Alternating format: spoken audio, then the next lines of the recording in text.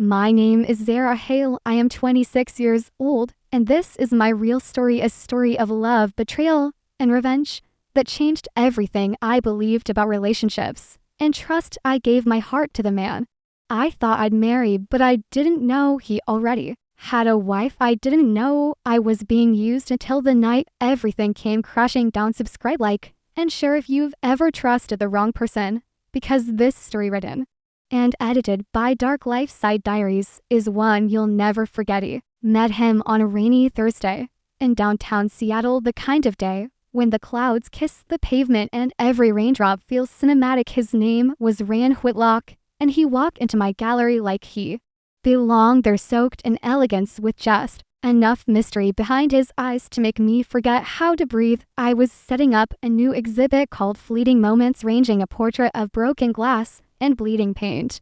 When he asked, "Is this one yours?" I nodded. He smiled. "It looks like heartbreak, or maybe revenge."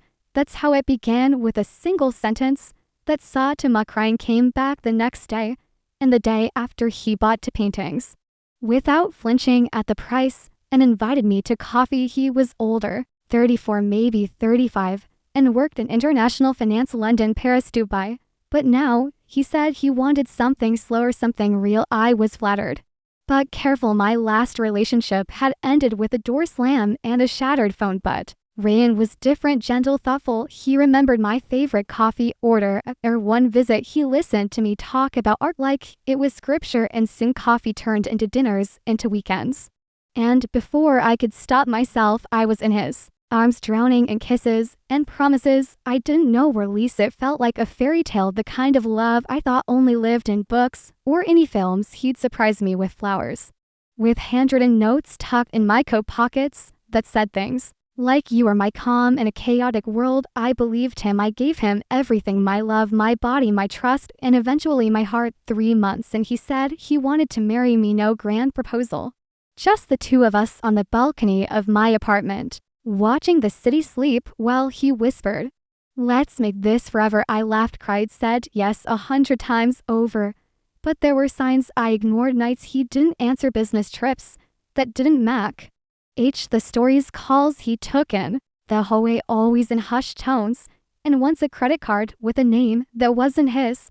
Daniel R. Whitlock. Me got twisted, but I loved him too much to degundle. The night a woman showed up at my door, drenched in rain. Her eyes were hollow, her voice flat. "You don't know me," she said, "but I'm Rand's wife." Everything shattered. Handed me a photo, the two of them, wedding rings visible, standing in front of a beachside altar to kids behind her in a car seat. Her name was Emilia. She had been married to Ryan, or Daniel, as she knew him, for 8 years. 8 years. I couldn't speak, couldn't move. I just stood there, gripping the frame of the door as if it was the only thing keeping me upright. "You weren't the first," she said, "but you're the last." I made sure of that. I shut the door and cried like I was breaking into pieces. Called his number, no answer. Drove to his condo, empty. His business, fake. His LinkedIn, deleted. Just like that, he vanished. But I wasn't going to let it end there. I didn't want to be another broken girl in his trail of destruction. I wanted answers. I wanted justice, and maybe I wanted revenge. So I followed the only lead I had.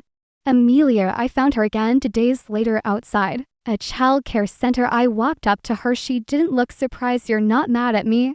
I asked. She shook her head. "I stayed for too long, believed too many of his promises. Maybe if we do this together, we can stop him for good." That's how it began. 12 women, one liar, and a plan that would bring the truth and Ryan Whitlock to his knees. Plan didn't form all at once. It unfolded slowly, like a painting revealing itself under layers of charcoal and paint thinner. Emilia and I met every evening for a week in the back booth of Forgotten Cafe on 7th Street, the kind where the lights are too dim and the waitresses don't ask questions. We'd sit with mugs of lukewarm coffee, sharing pieces of a puzzle neither of us had the full picture of. She brought documents, forged IDs, emails he used under different aliases, receipts from hotels and luxury boutiques, and names that weren't hers or mine.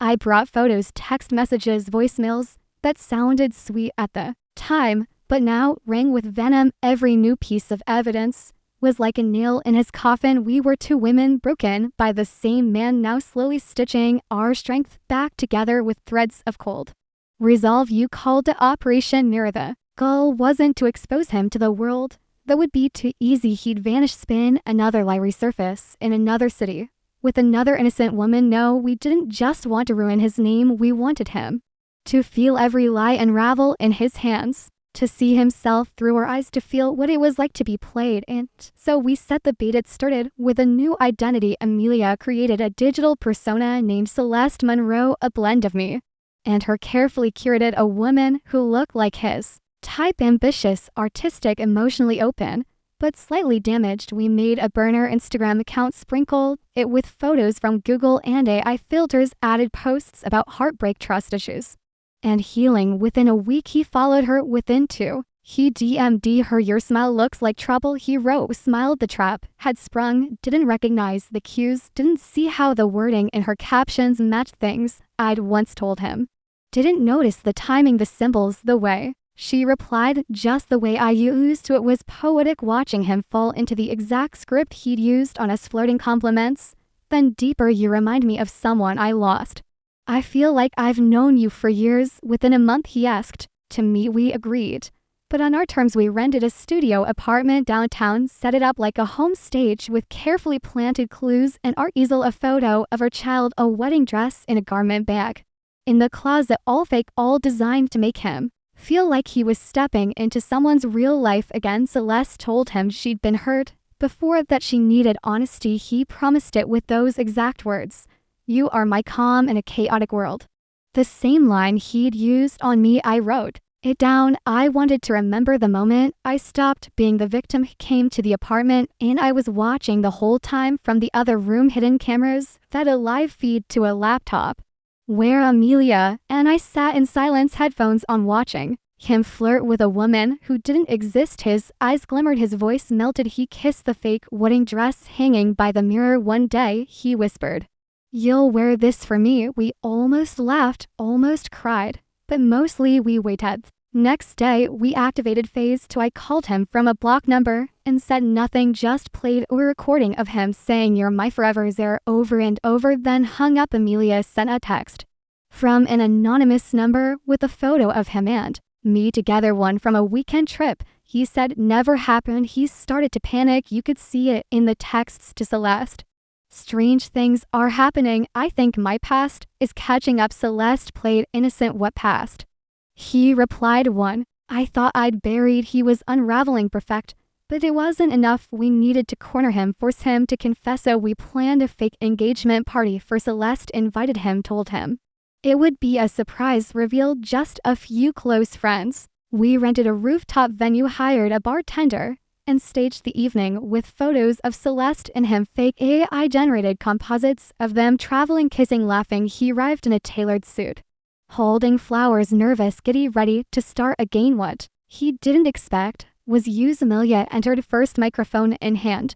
Ladies and gentlemen, she said, meet the man who proposed to me while dating 2 other women. The music stopped, heads turned, then I stepped onto the stage. He froze, his smile evaporated. Do you remember me, Ryan? I said loud and clear. Or should I say, Daniel?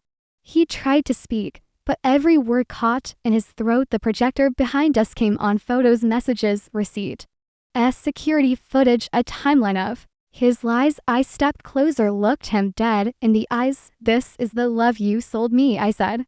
Let me return it. And I tossed the bouquet of dried roses he once gave me at his feet. Ran, but it was too late. Aid had already sent the entire file to his employer, to the press, to every woman we found who once commented, you're so lucky, on my post. By the time he left the rooftop, he had no job, no friends, no lies left to hide behind. He disappeared, but we finally breathed. For the first time in months, I stood with Emilia on the rooftop, arms linked, watching the city lights flicker. She turned to me, eyes full of strength. He didn't destroy us, she said. He just made us dangerous. I nodded. This wasn't just about love or revenge. It was about reclaiming ourselves.